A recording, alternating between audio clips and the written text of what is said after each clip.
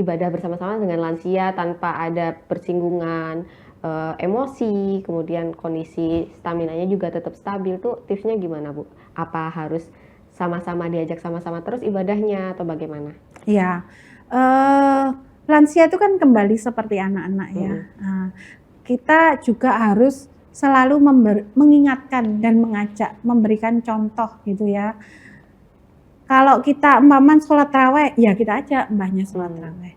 Kalau kita berangkat sholat berbuka puasa, ya diajak berbuka bersama. Kalau contoh itu nggak ada, ya siapa yang membawa ke masjid? Siapa yang mengantar mereka? Kan tidak ada. Ya pasti ada rewelnya ya, kalau mereka itu demensia ya, pasti ada rewelnya. Rewel terutama makanan ya, mungkin ya, makanan. Kemudian saat sahur kan perlu diingatkan, saat berbuka harus diingatkan. Kalau mereka kuat tapi demensia kan, mereka nggak tahu waktunya berbuka, waktunya sahur. Itu yang perlu mengingatkan kan ya keluarga ya.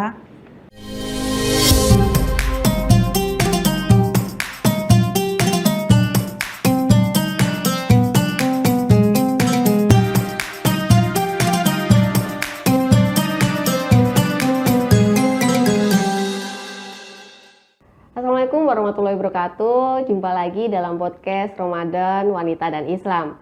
Nah, kali ini bersama saya Sulfi Sofiana, kita akan membahas tentang podcast yang bertopik pada Ramadan dan kesehatan. Nah, secara khusus kita akan membahas tentang bagaimana kita sebagai pribadi mempersiapkan diri menghadapi Ramadan dan harus merawat lansia. Apa saja yang harus kita persiapkan agar lansia bisa menjalani Ramadan dengan penuh maksimal dan bermakna? Dan apa saja yang harus kita siapkan agar lansia tetap prima untuk menjalankan ibadah puasanya. Dan saat ini kita sudah kehadiran narasumber spesial yang ahli di bidangnya, yaitu Ibu Siti Aisyah, dosen di bidang keperawatan gerontik, yang merupakan juga dosen di Fakultas Ilmu Kesehatan Universitas Muhammadiyah Surabaya. Selamat datang Ibu. Terima kasih atas waktunya dan berkenan berbagi kepada kita semua bagaimana sih kiat kita sebagai keluarga untuk menjaga Ramadan ini tetap berjalan maksimal, khususnya jika di keluarga kita ada lansia ya Bu ya. Sepertinya topik ini banyak dialami oleh generasi saat ini ya Bu, yang punya keluarga dengan usia di atas 60 tahun gitu. Dengan segala perubahannya kan berbeda sekali ya Bu ya, dari dulunya yang kita yang dirawat, sekarang kita harus berhadapan dengan orang yang dulu merawat kita, tapi dengan kepribadian yang sudah jauh berbeda gitu. Agak rewelnya, terus kesehatannya juga berbeda. Sebenarnya kondisinya itu seperti apa sih Bu, lansia sampai dukungannya yang diperlukan dari keluarga untuk menghadapi perubahan-perubahan dalam tubuhnya dia gitu. Ya, jadi sebenarnya kalau kita merawat lanjut usia, kita seluruh keluarga itu harus perlu belajar gitu, perlu belajar terlebih dahulu gimana sih caranya kita itu merawat lansia. Karena apa? Karena kalau tidak mengetahui perubahannya itu nanti bisa menjadi sumber konflik di keluarga. Tidak hanya sumber konflik antara yang merawat dengan lansia, tapi sumber konflik bagi anggota keluarga yang lain. Seperti kalau yang merawat itu yang perempuan, ibunya ya, istri merawat ibunya gitu ya. Nanti sumber konflik buat suami dan anak-anaknya. Kalau seluruh keluarga ini tidak menyiapkan diri dan tidak memahami. Apalagi nanti kalau itu ibu mertua gitu ya, atau panjang ceritanya ya. Ceritanya akan lebih panjang. Jadi yang istilahnya yang menitipkan ya, atau kita yang dititipi, yang menitipkan itu juga harus mengetahui itu gitu. Karena kalau tidak nanti itu akan jadi sumber konflik gitu. Itu yang perlu dipahami dulu. Apa sih kemudian apa yang perlu kita pahami terhadap lansia yang kita rawat itu, yaitu kalau lansia itu akan terjadi perubahan fisik dan perubahan psikologis. Kadangkala yang kita pahami itu lebih ke perubahan fisik aja yang terlihat di pemeriksaan dokter biasanya. Ya benar. Ibu saya ini punya hipertensi, ibu saya ini punya kolesterol, ibu saya ini pendengarannya sudah tidak maksimal tidak lagi. maksimal, penglihatannya tidak maksimal. Tapi kita lupa bahwa seorang lansia itu juga mengalami perubahan psikologis. Perubahannya apa? Dia akan lebih cenderung kembali seperti anak-anak gitu ya. Suka rewel, suka menangis sendiri mungkin ya. Kemudian suka marah-marah sendiri. Bahkan kalau lansia yang demensia berat ya, demensia berat itu cenderung seperti kayak orang psikotik ya, kayak gangguan kejiwaan gitu ya, tapi kok tiba-tiba menangis gitu ya. Kemudian diberi makan, contohnya kita sudah berikan makan, ternyata ngomong nggak diberikan makan. Ya kalau suami kita datang dari kerja, terus bilang lah, yo nak, aku loket mau gak dikei mangan karo bojomu. Nah, kalau suami ini nggak memahami bahwa ibunya ini ada demensia itu ada demensianya, maka ini akan jadi sumber konflik gitu. Apalagi kalau ada saudara dari suami datang, terus curhat si ibunya, nah yo si A, si B ini gini. Nah, itu yang kadang sebaiknya semua itu paham gitu loh. Tidak hanya yang merawat yang memahami lansia itu, karena nanti kasihan yang merawat itu akan jadi masalah psikologis buat dia, karena banyak penelitian itu juga menunjukkan bahwa beban perawatan itu stres perawatan itu sangat besar sekali, sangat tinggi pada caregiver lansia. Caregiver itu tidak hanya orang luar ya, tapi kita sebagai keluarga itu juga caregiver bagi lansia. Itu yang paling penting. Umpaman perubahan senyum saja ya. Kadang orang tua itu kan senyumnya beda dengan kita ya. Kalau kita senyum itu kelihatan sekali. Kalau lansia itu kan enggak senyum itu kadang hampir tipis ya. Beda tipis, nanti kita salah. Loh kok ibuku menengahin gitu, kita udah tersinggung, terus dia rewel gitu, kalau saya sih ya sudahlah, itu sudah sepuh gitu. Tapi bagaimana Bu kita memahami psikologis lansia ini ternyata sudah berbeda dengan kita, psikologisnya sudah mulai rewel, itu apa memang dia merasakan ketidakmampuan dia akhirnya berujung jadi rewel, berujung jadi mungkin kayak menjadi anak-anak gitu ya kita bilangnya ya, sudah rewel lagi. Biasanya diajak jalan kayak gini sudah seneng, sekarang kok katanya kita kurang perhatian, padahal sudah diajak jalan-jalan. Itu emang berkaitan sekali. Dan gimana sih sebenarnya kita bisa belajar lebih lanjut mengenai keperawatan lansia ini Bu? Sebenarnya kalau lansia, kalau dia saya ini sudah mengalami perubahan emosian, itu masih ada yang sadar. Maksudnya secara pribadi lansianya itu, aku kok saiki ngamuan yo, aku saiki kok moro-moro sering nangis ya. Itu ada yang sadar. Tapi kalau lansianya sudah pikun, demensia, mereka nggak sadar. Mereka tidak tahu kalau mereka itu seperti itu, sudah tidak tahu kondisinya, karena memang mereka sudah lupa. Jadi kita yang merawat ini yang harus oh iya ya sudah gitu. Oh ya sudah, memang mbahnya itu sudah seperti itu gitu. Jadi kita yang harus berbesar hati, membesarkan diri kita. Oh memang ibu seperti gitu. Jadi memang untuk jadi caregiver kita memang harus benar-benar memahami lansia itu seperti apa, terus benar-benar paham penyakit fisiknya apa, psikisnya bagaimana gitu ya. Jadi saat kita bersikap jadi ekstra sabar ya Bu ya, harus ekstra sabar gitu. Ya sudahlah gitu. Mungkin lebih banyak itu kayaknya. Oh ya sudahlah, memang ibu kayak begitu. Itu yang harus kita besarkan hati kita. Suami juga gitu. Oh ya, paman buang air kecil. Buang air kecil, buang air besar, walaupun mereka itu sadar secara kognitif tahu, tapi kan mereka juga ada yang namanya inkontinensia ya. Inkontinensia itu ada yang inkontinensia yang belum mencapai tempat kencingnya, mereka sudah keluar sendiri. Nah, kalau kita nggak sabar, kita mesti ibu itu wis ngerti kamar mandinya itu di sana kok sampai drodo saya gitu. Itu kan kalau kita nggak paham, bahwa ada namanya ngompol itu yang memang belum mencapai tempatnya sudah Perubahan ngompol fisiknya yang duluan. sudah ini ya. Iya, jadi hal-hal yang seperti itu, umpamanya BAB maunya mereka juga kepingnya udah sampai toilet sih gitu, tapi belum sampai toilet sudah keluar duluan. Nah ini gitu. kalau di hari biasa saja cukup menantang ya buat Iya. caregiver. Nah untuk saat puasa ini Bu, yang perlu diperhatikan lagi apa? Yang titik-titik ekstranya para caregiver ini apa Bu? Waktu menjalani puasanya harus bagaimana?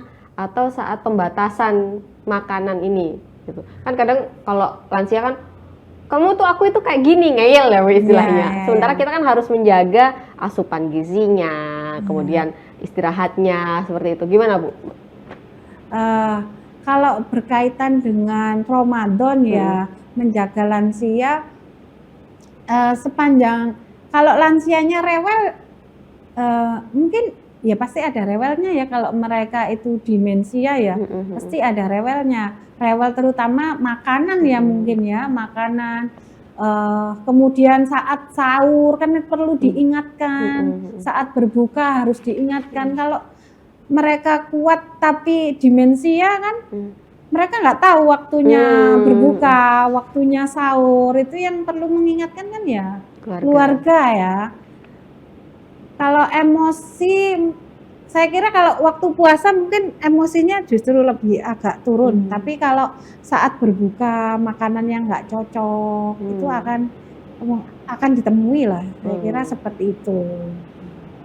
Jadi memang untuk yang demensia harus diingatkan ya Bu ya, harus tetap dibantu menjalankan puasa dengan baik atau gimana sebagai caregiver? Ya, terutama saat berbuka puasa ya. Terutama saat berbuka puasa, menunya ya memang harus dijaga. Itu kan lansia perlu diingatkan, tetap perlu diingatkan walaupun mereka cenderung berlebihan dalam mengkonsumsi untuk makanannya. Kemudian saat sahur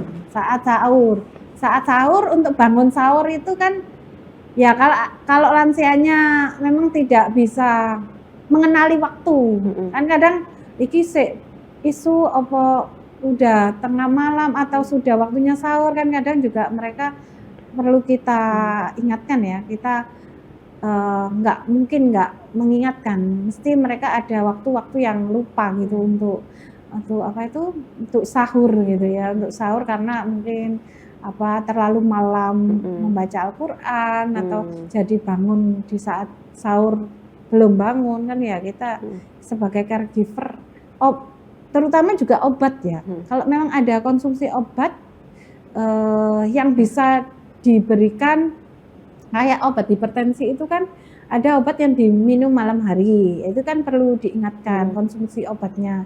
Jadi agar ketika berpuasa nanti itu nggak perlu minum obat di siang hari karena obatnya sudah diminum di pagi hari atau di waktu berbukanya. Terus ada tips khusus nggak untuk menyiapkan sahur dan buka puasa ini biar lansia ini tetap mau? Biasanya kan ada juga lansia yang ngerasa udah aku makan sedikit saja gitu kadang. Perlu disiasati di menu olahan atau tetap lebih prioritas menu yang disukai sama lansia, Bu? Ya kita yang diolah sesuai dengan kebutuhannya lansia ya, tidak yang disukai tapi diolah dengan kita sesuai konsumsi yang diperbolehkan. Kesukaannya pisang goreng, nah, berarti kan kadar gula yang di dalam tepungnya itu mungkin nggak terlalu manis gitu. Teh, konsumsi teh berarti tehnya nggak boleh terlalu pekat gitu ya. Mungkin gulanya dikurangi. Artinya kita tetap menyiapkan sesuai menu yang disukai lansia. Tapi kita yang mengolah makanannya itu harus sesuai dengan kondisi lansianya. Saya kira seperti itu. Kalau makanan yang disukai lebih baik. Kalau makanan yang disukai itu bisa diberikan saja, tapi pengolahannya itu yang disesuaikan ya kita sesuaikan. Sebaiknya memang kita nggak beli makanan di luar lah untuk lansia ini ya. Kalau balita itu kan secara psikologis kita seneng ya, seneng karena lucu gitu ya, gitu. Jadi nyaman aja gitu. Terus umpamanya mereka BAB, BAK itu kan berbeda, BAP dan BAK-nya lanjut usia gitu ya. Kalau BAB, BAK-nya lanjut usia itu kan mungkin baunya juga beda, jumlahnya juga banyak. Mungkin itu kalau sembarangan BAB, BAK-nya kan ya membuat, walaupun kita paham ya, paham, oh ya wes lah memang gini, tapi kan kita harus nyiapin mental gitu ya. Jadi lebih ekstra ya gitu. Kalau dan enggak, ya ada yang lucu dan ada yang tidak lucu. Tapi memang ada yang lansia, kalau yang lucu juga ada. Kebetulan saya kan juga sering membimbing lansia di panti ya. Jadi tahu ada yang emang lucu Mbak itu ya. Tapi yang menjengkelkan kan juga. Bukan juga menjengkelkan ya, dalam arti kan mereka yang suka marah-marah itu kan juga ada. Yang apa bentak-bentak gitu juga ada, karena mereka tidak mampu mengontrol emosinya gitu loh. Itu yang harus kita pahami. Kadang kita emang kembali ke anak-anak tapi ada yang berbeda. Terus mungkin bau badannya itu kan berbeda ya antara lansia dengan anak-anak kecil. Kalau anak-anak kecil itu bisa dikasih minyak telon juga mungkin ya. Iya, minyak telon. Minyak harus sering ganti baju gitu ya. Karena produksi keringatnya juga memang sudah berbeda ya. Iya, kan kalau penyakit-penyakit tertentu, umpamanya sakit diabetes kan bau badannya juga beda ya, karena mereka apa istilahnya mengandung keton gitu ya, bau badannya itu. Jadi apa itu? Ya itu tadi, apa kita harus benar-benar lebih sabar lah ya. Sabar, karena ya itu kalau supportnya itu tidak, kadang-kadang kalau apa anak-anak support dari luar itu banyak, tapi kalau kita merawat lansia itu kadang nggak banyak juga yang support benar. Jadi dukungan keluarga itu tidak hanya memberikan dukungan secara finansial saja. Kadang-kadang kan ada ya, maman kita merawat ibu yang ibu mertua gitu ya, tapi ada yang oh saya ngasih uang aja lah buat ibu gitu, kamu yang ngerawat gitu kan gitu. Tapi sebenarnya kita itu tidak hanya membutuhkan dukungan finansial, tapi memahami kita yang sebagai caregiver langsung buat lansia, apa itu saudara yang lain, orang lain yang melihat kita tuh, kita juga membutuhkan dukungan ini, dukungan apa secara psikologis, karena merawat lansia itu sebenarnya kalau kita pengalaman ya banyak gitu terkait dengan kewajiban kita sebagai orang muslim ya untuk merawat lansia. Kalau dari pengalaman-pengalaman yang banyak, sebenarnya kalau lansia yang sangat-sangat rewel itu, kalau kita lihat ya, seringkali saya wawancara itu nggak panjang.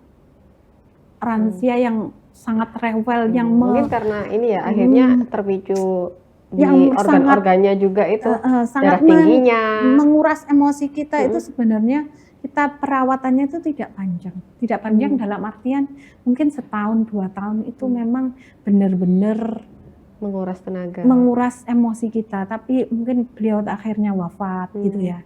Itu kadang-kadang kalau ini pengalaman ya yang sering saya bertanya, seberapa lama sih Anda waktu yang sangat kalau dulu kan mungkin lansia masih kesadarannya masih bagus, tapi kan lama-lama kesadaran itu akan berkurang, emosinya semakin membuat kita lebih jengkel. Itu seberapa lama sih yang membuat tingkat stres sebagai caregiver itu, keluarga sebagai caregiver itu tinggi? Itu ya setahun 2 tahun itu yang biasanya memang ujian berat.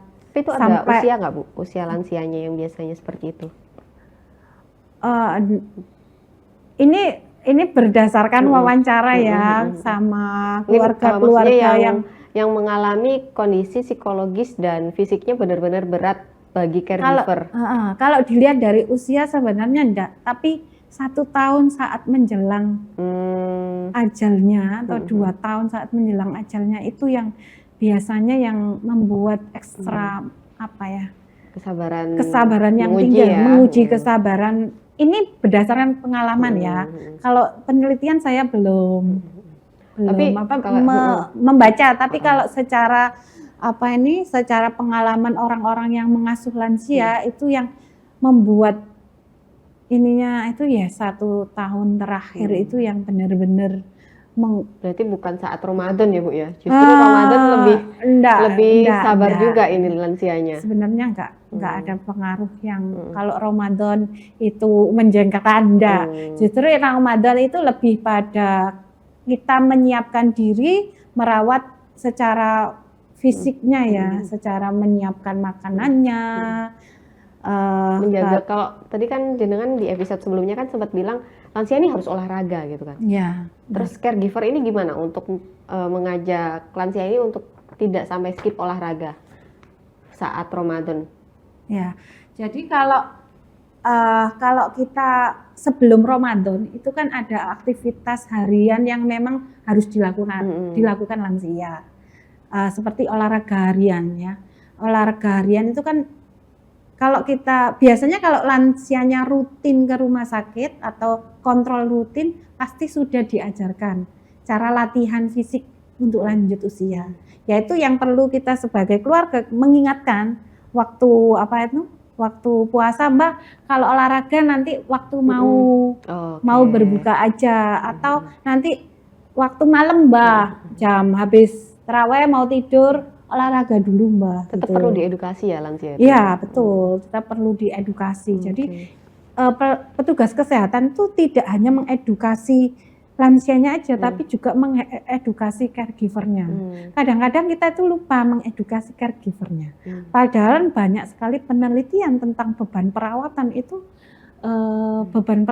merawat lansia itu menimbulkan stres yang sangat tinggi. Bagi kedua pihak ya. Iya. Lansianya iya, caregivernya iya. Betul. Tapi kadang kita lupa, pelayanan kesehatan tuh lupa mengedukasi caregivernya. Gitu. Edukasinya hanya bersifat ini loh caranya merawat lansia itu seperti ini.